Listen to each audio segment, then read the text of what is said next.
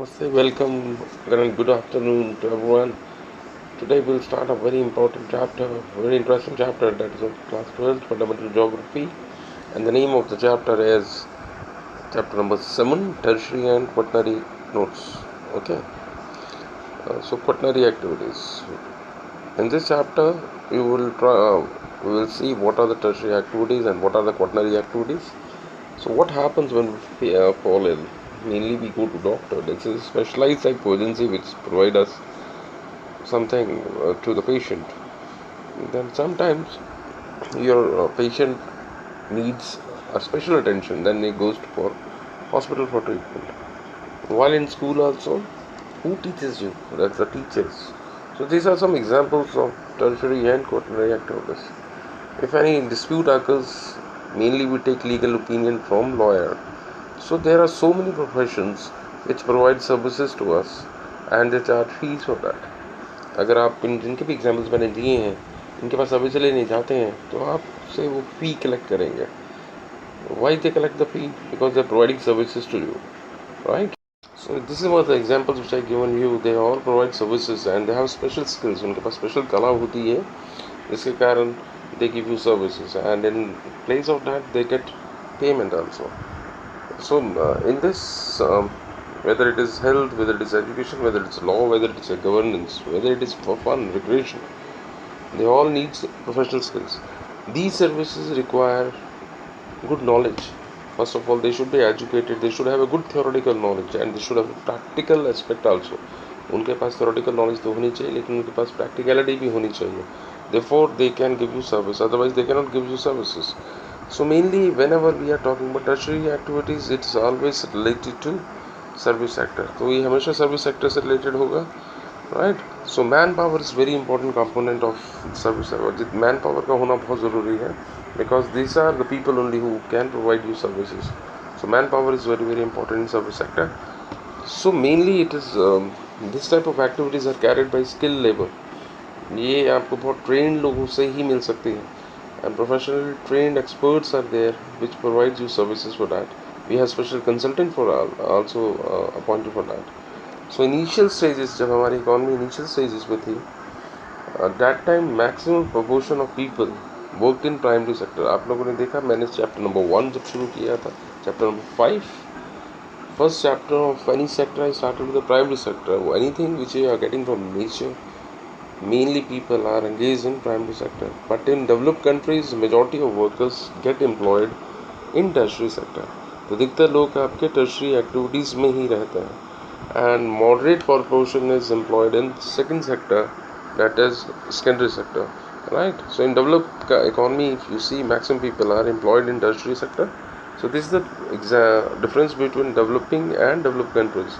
अगर आपको difference बताना है कि developing country कौन सी है तो आपको देखना पड़ेगा कि maximum people are engaged in primary activities, but if you see in developed countries maximum people are engaged in that. So tertiary activity में ये नहीं होता कि सिर्फ services देते हैं, they produce also the things. वो production भी करते हैं और exchange भी करते हैं. So that's it. That also keep in mind. दोनों aspects आपको दिमाग में रखने पड़ेंगे. वो production का मामला भी देखना पड़ेगा और exchange का मामला भी देखना पड़ेगा. So production में mainly they provide services to that.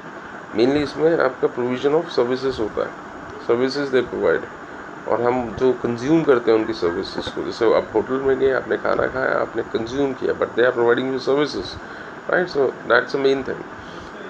So mainly we see in this they provide you services for that. So output is directly measured. हम एक कस्टमर कैसे आउटपुट को मेज़र करेगा और सर्विस सेक्टर में इसको कैसे मेजर किया जाएगा? Through wages and salary. How much wages they are getting, how much salaries they are getting.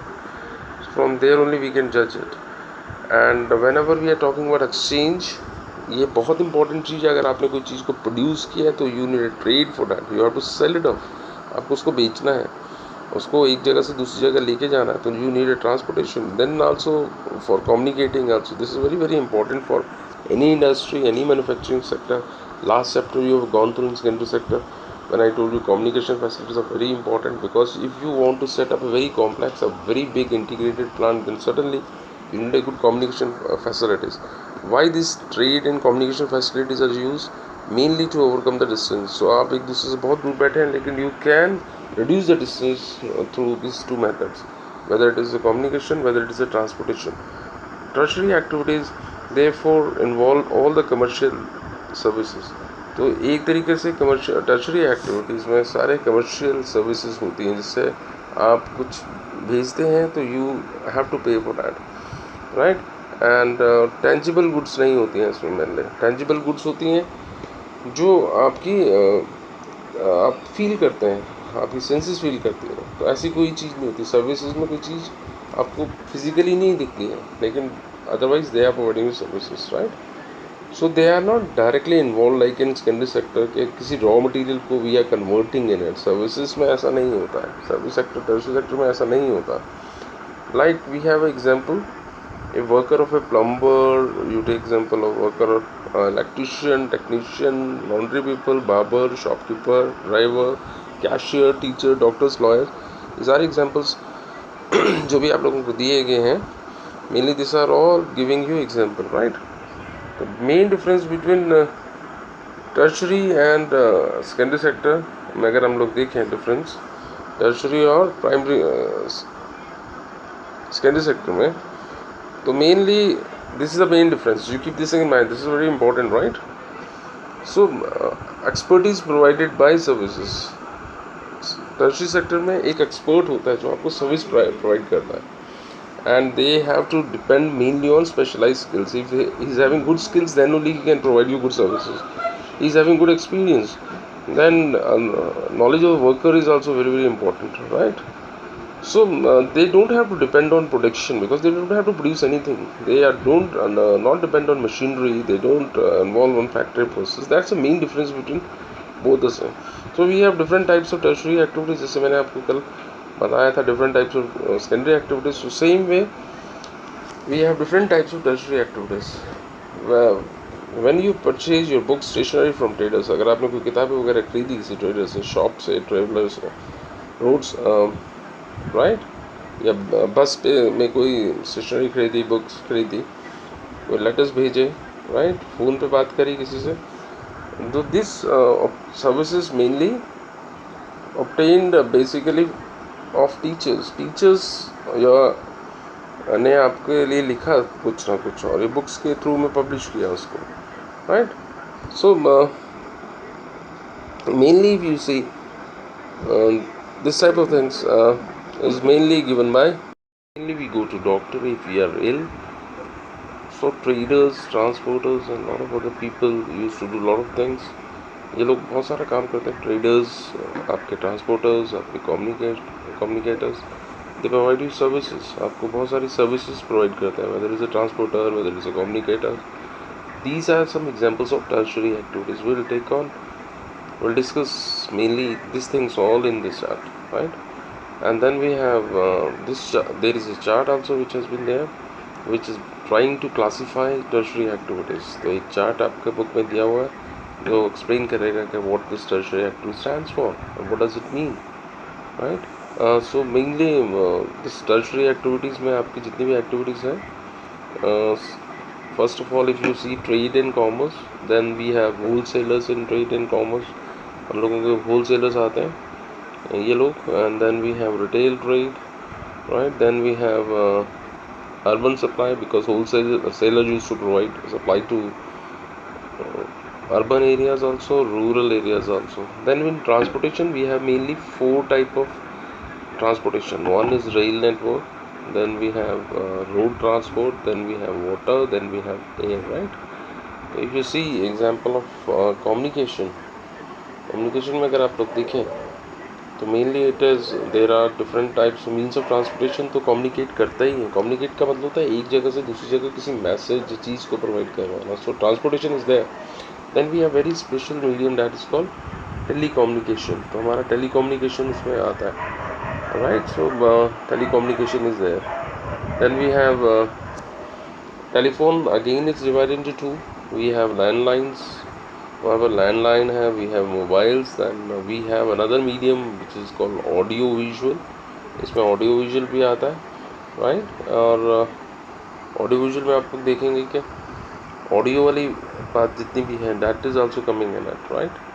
तो ऑडियो वाली भी चीज़ें इसमें आ रही हैं, whether it is films, whether it is radio, whether it's a TV.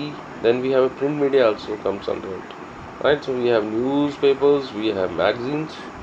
So all this is beautiful chart which has been made in your book. Just go through it very carefully.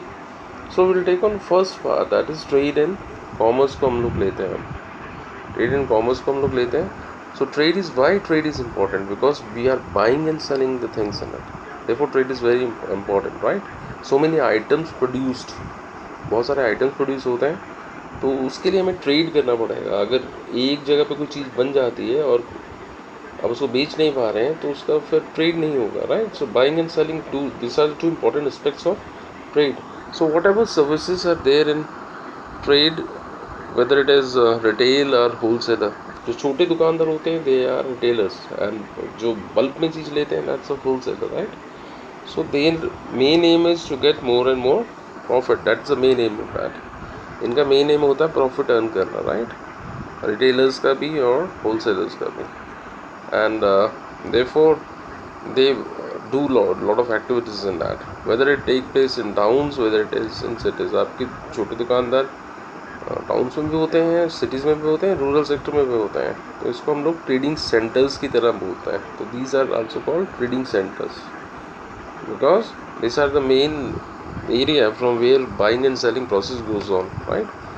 So if you see earlier time, when there was earlier time, our trading is mainly carried through a barter system. Barter में होता क्या है, when you exchange the things from buy good to good, because that time money was not invented, not discovered. So mainly things were traded through a method called barter system, right. At the local level, the local level पे आप लोग देखेंगे कि buying और selling mainly अब किससे हो रही है, due to invention of money. Now maximum things are be carried out through money. So we have national level trading also, we have international also, right. So international level पर भी we set up so many centres. International अगर आपने trading करनी तो आपको कई जगह पे सेंटर्स और इंस्टीट्यूशन स्टार्ट करना पड़ेगा, राइट. कई ट्रेडिंग सेंटर्स को आपको सेटअप करना पड़ेगा ताकि एक जगह पे चीज़ों को कलेक्ट किया जा सके और उसके बाद उसको डिस्ट्रीब्यूट किया जा सके. सो that's it, right. And then we trading centers can be divided into various parts. It can be rural marketing center, it can be urban marketing center. To cater the demand of rural people, we have a rural trading centers. Then for catering the demand of urban areas, we have urban marketing centers. Mainly rural marketing centers को अगर हम लोग देखें तो हम लोग ये देखेंगे कि रूरल मार्केट सेंटर्स जो होते हैं, जो मार्केटिंग सेंटर्स होते हैं, इनका मेन फोकस होता है ये कैटर करते हैं नियर बाई एरियाज़ की डिमांड को, आसपास के लोगों की डिमांड को ये कवर अप करते हैं, गांव के लोगों की डिमांड को ये कवर अप करते हैं. Mainly these are called quasi urban centres. पूरी तरह से अगर अर्बन सेंटर नहीं है बट ये सेमी अर्बन सेंटर्स की तरह भी एक्ट करते हैं. कोई गाँव छोटे भी होते हैं, कोई गाँव बहुत बड़े होते हैं, तो they almost part acting like a urban centre. So they serve as a trading center for mainly this type of areas, right. आपको इस तरीके के टाइप की चीज़ों को वो सर्व करने के लिए बनाए जाते हैं. Then we have very important lot of people, personal और professional services यहाँ पे पूरी तरह से डेवलप नहीं होते हैं, because they are catering the demand of a rural people, right. तो यहाँ पे आपको बहुत सारे प्रोफेशनल और पर्सनल लोग नहीं देखने को मिलेंगे. इनका मेन काम क्या होता है इन रूरल ट्रेडिंग सेंटर्स का या मार्केटिंग सेंटर्स का, दे यूज टू कलेक्ट, चीज़ों को कलेक्ट करना और उसके बाद उसको डिस्ट्रीब्यूट करना. अगर वो गांव में कोई चीज़ बन रही है, जैसे वीट को कलेक्ट कर लिया उसके बाद वो शहरों के लिए डिस्ट्रीब्यूट कर देना. तो that's most of these type of marketing centres are basically mandis, जहाँ पे ये होलसेल मार्केट में होती है, राइट. और बाद में ये रिटेलर्स को दे दी जाती है. So that's it. So mainly you see in this, so they are not urban centres. अगर आप लोग देखें डिफरेंस अर्बन सेंटर और इसमें, अर्बन सेंटर्स की डिमांड कुछ डिफरेंट टाइप की होगी, but for rural it's only collection, right. So mainly if so they are but very important, but they are very significant. Don't consider they are not significant. They are very very significant because they are the bodies which provide us things. हमें available करवाना goods और services को, right. जो गांव के लोगों की ज़रूरत होती है उनको बहुत अच्छी तरह से ये पूरा करते रहते हैं। Therefore these are very very important. आप होलसेल वेजिटेबल मार्केट का एग्जांपल ले लें, राइट, होलसेल वेजिटेबल मार्केट का एग्जांपल ले लें। और पीरियोडिक मार्केट्स लगाई जाती हैं रूरल एरियाज़ में। ये क्यों लगाई जाती हैं? ताकि वहाँ के लोगों की जो डिमांड होती है उसको कैटर करना है, right. Some areas where we don't find regular market नहीं लगाई जा सकती, तो कुछ पीरियोडिक टाइम में ये फिक्स कर दिया जाता है and then they go for this market, right. और कहीं कहीं पे आपको बहुत लोकल पीरियोडिक मार्केट्स देखने को मिलते हैं और टेम्प्रेरी इंटरवल में थोड़े थोड़े टाइम के बाद ये पीरियोडिक मार्केट्स को लगा दिया जाता है। सो दैट्स है। और ये मार्केट आपकी वीकली भी हो सकती है और ये मार्केट आपकी बाई वीकली भी हो सकती है, राइट, फॉर पीपल, क्योंकि people come to know that now market time is there, then they used to visit this areas. और सराउंडिंग एरियाज़ के जितने लोग होते हैं they used to come in this areas, alright, and they used to cater their demand, right. और ये markets को specific dates होती हैं, इनकी स्पेसिफिक डेट्स होती हैं and they can move from one place to another. ये ज़रूरी नहीं है कि एक जगह पे फिक्स हो गई तो आप दूसरी जगह पे उसको मार्केट नहीं लगा सकते, तो it can be fix, right. So shopkeepers remain busy through out the day, क्योंकि उनको पता होता है ये कुछ ही हफ्ते की चीज़ मैंने एक दो दिन में करनी है, right. So mainly large area में ये लगाई जाती है because lot of people are there for that. So therefore large area is served for that. अब हम लोग लेते हैं अर्बन मार्केटिंग सेंटर्स को। These are very specialized type of urban marketing centers, and it is localized in urban because they are providing urban services, so therefore they are called urban marketing center.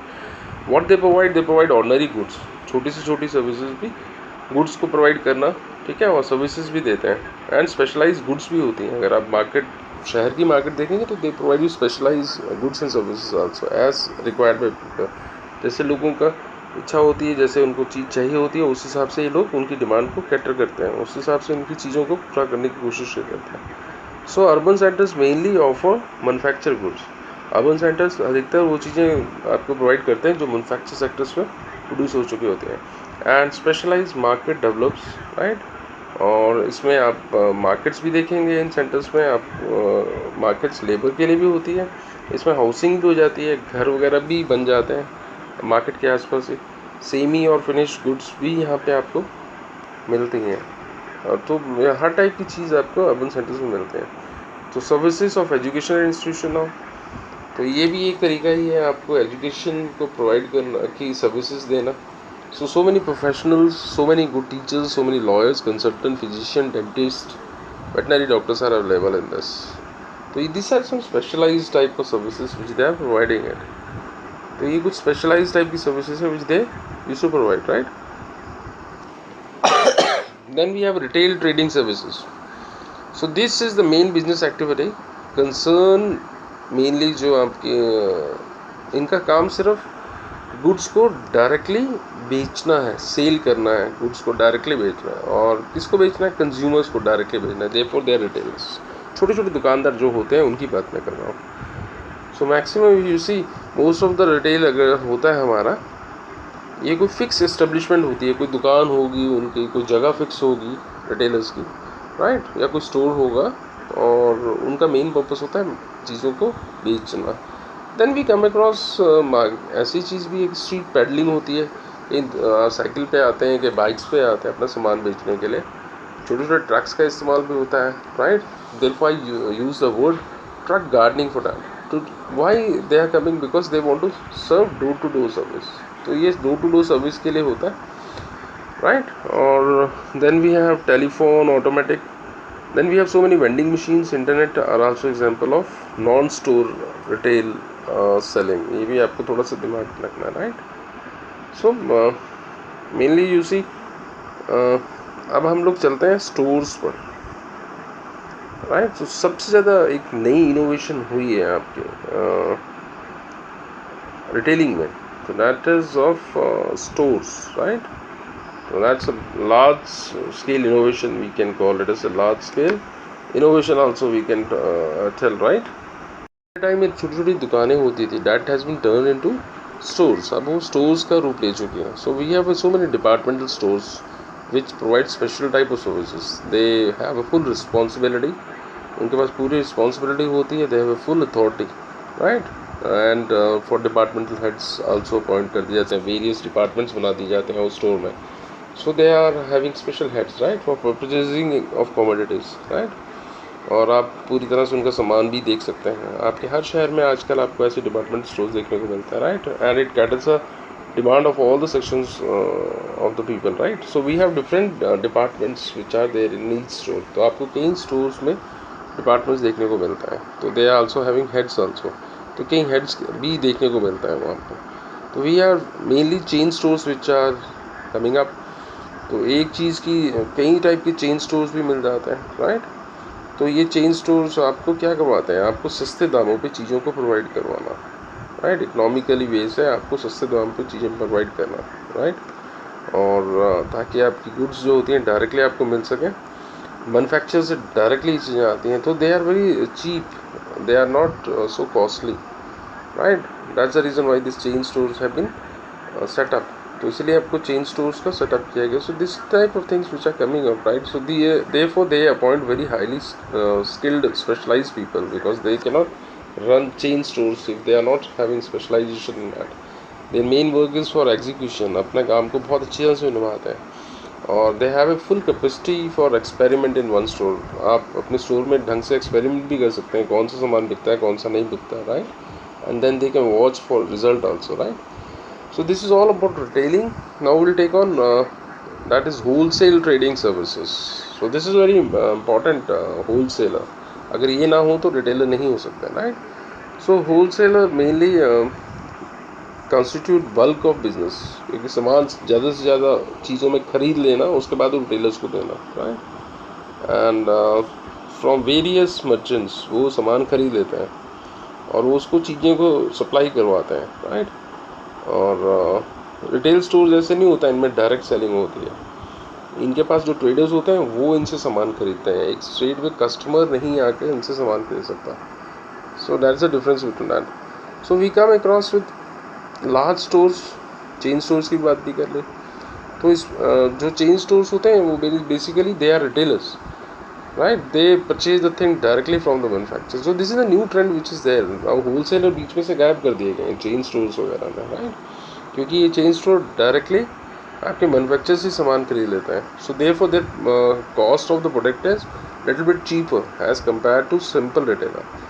So mainly retail store देखेंगे तो they provide you lot of supplies, right?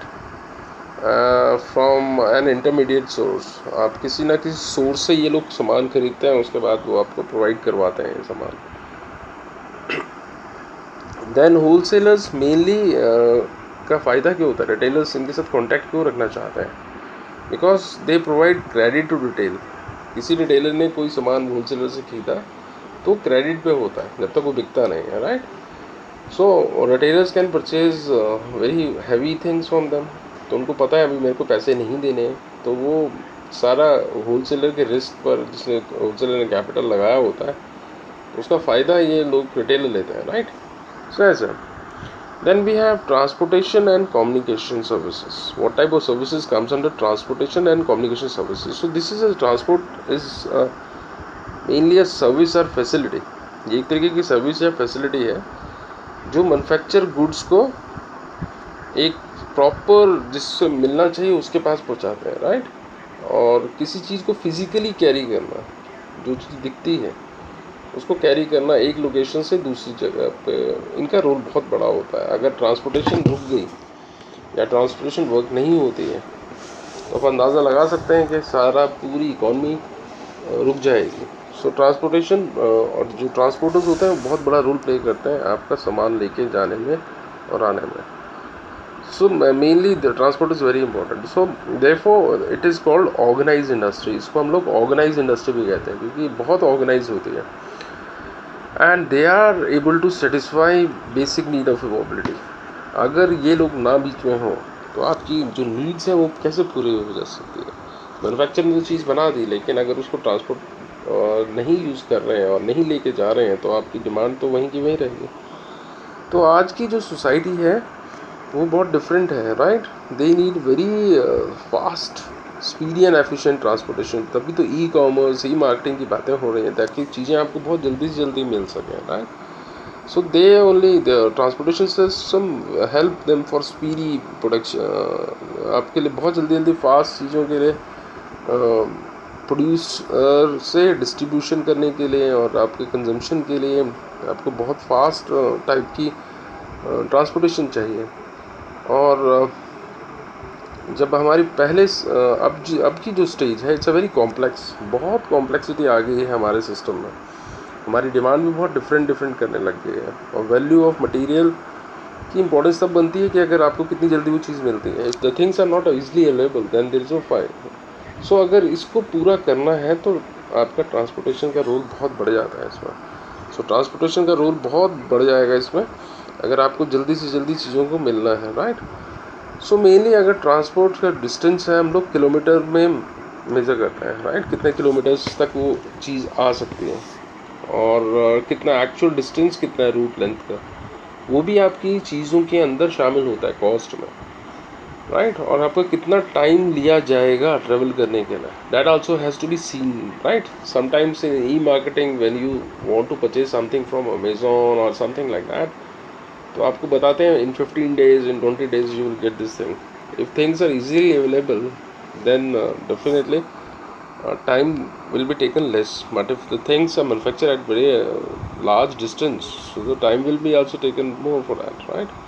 So everything is involved in it. Cost, distance का expense कितना होगा traveling के through, ये सारा कुछ ये लोग फाइनलाइज कर देते हैं. So that comes under the cost of a retailer. तो आपको जो सामान खरीदते हो उसमें इसकी कॉस्ट भी जुड़ी होती है, राइट.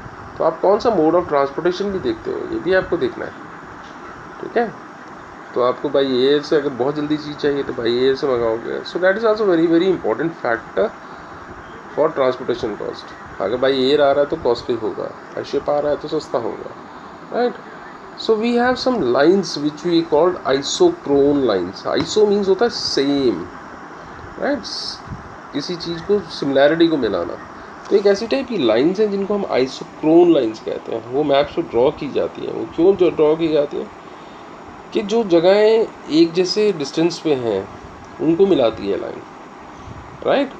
और वो कितना टाइम लेगी, जैसे अगर आपने दिल्ली से मंगानी है कोई चीज़ या रोहतक से मंगानी है, तो आपका डिस्टेंस कितना है दोनों के बीच में, सिमिलर टाइप ऑफ डिस्टेंस है. तो आपकी जो लाइन होगी मैप पे एक रोहतक और दिल्ली को एक जैसे दिखाएगी, टाइम भी उतना ही लगेगा, right. So that's it. So we have network and accessibility. This is the new component which is coming in our new society. So जो ट्रांसपोर्टेशन है वो आपके डिफरेंट प्लेसेस को लिंक भी करता है. आज सारा इंडिया एक दूसरे से यूनाइटेड है, उसमें सारा सबसे बड़ा इंपॉर्टेंट जो रोल प्ले किया है उसने ट्रांसपोर्टेशन ने किया है, राइट. तो एक आपका नेटवर्क सा फॉर्मेशन हो जाता है, जैसे इंटरनेट करता है, आपको कनेक्ट कर देता है. Whether you sitting in Brazil, whether you sitting in India, all are connecting together.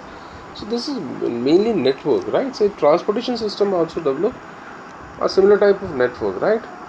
So network are mainly made up of a nodes, ठीक है. तो आपके कुछ ऐसे शहर होते हैं जो एक बहुत इंपॉर्टेंट पॉइंट पे सिचुएटेड होते हैं, that become very important node for transportation. तो ये ऐसा आपके कुछ शहर भी, इंटरनेशनल मार्केट में भी कुछ ऐसे शहर होते हैं जो बहुत इंपॉर्टेंट सेंटर बन जाते हैं, तो वो ट्रेड के लिए बहुत स्पेशलाइज हो जाते हैं. So these networks are mainly made up of nodes, right. इनको नोड्स भी बोलते हैं और इनको हम लोग नेटवर्क भी बोलते हैं, इनको हम लिंक्स भी बोलते हैं.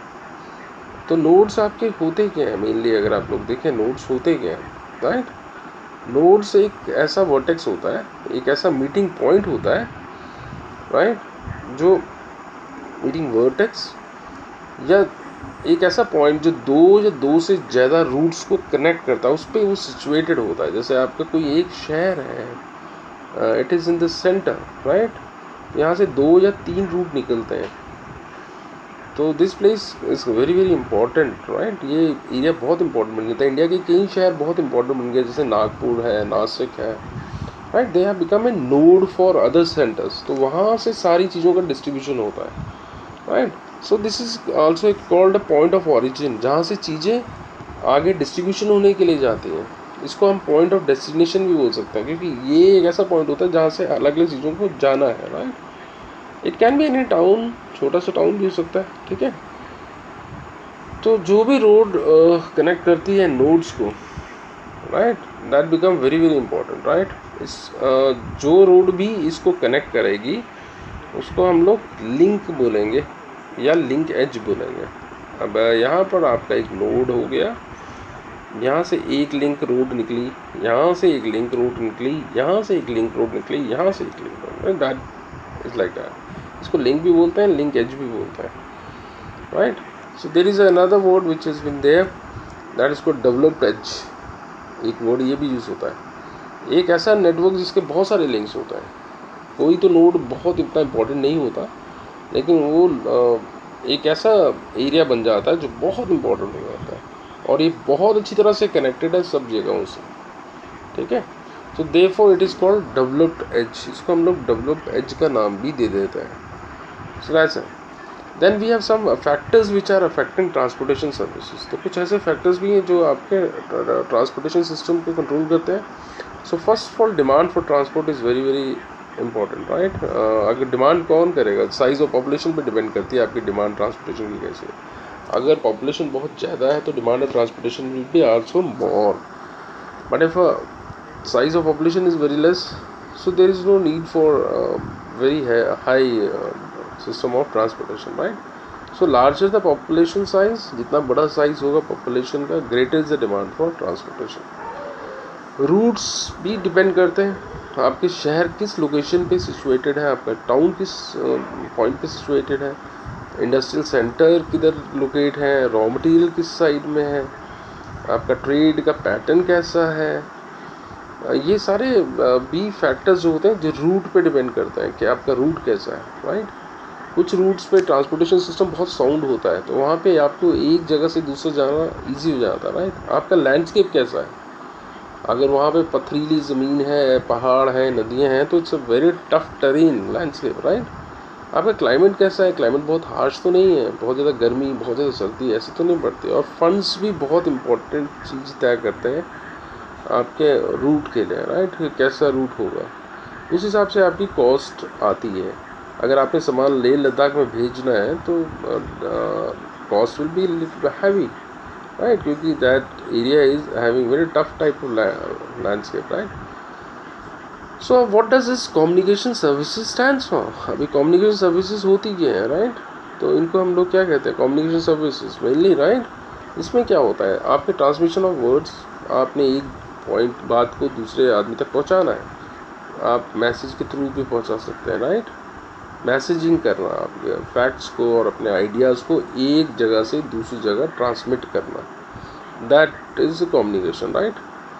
तो our invention of writing can be useful when we are able to message.